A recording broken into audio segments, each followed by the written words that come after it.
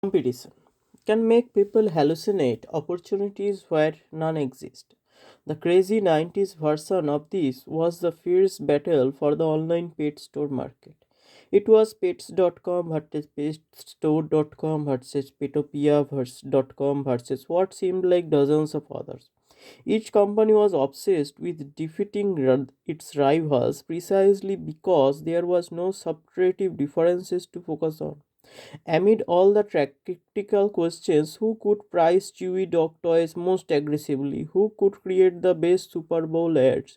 These companies totally lost sight of the wider question of whether the online pet supply market was the right place to be in.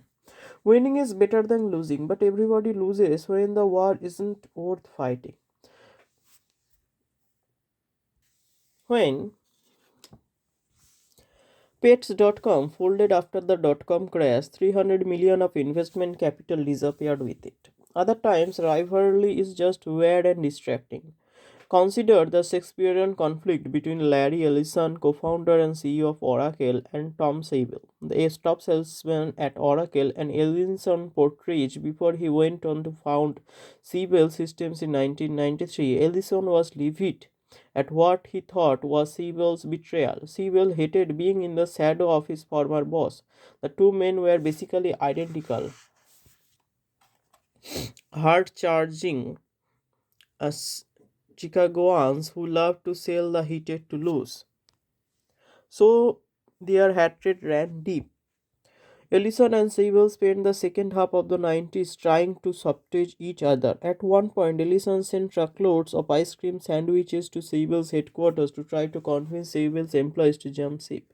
The copy of the wrappers, summer is near, Oracle is here, to brighten your day and your career. Strangely, Oracle intentionally accumulated enemies.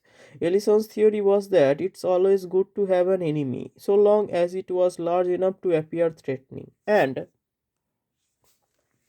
thus motivational to employees, but not so large as to accurately threaten the company. So Ellison was probably thrilled with when in 1996 a small database company called Informix put up a billboard near Oracle's Redwood source headquarters that read Caution Dinosaur Crossing. Another Informix billboard on the northbound Highway 101 read You have just passed Redwood stores. So did we?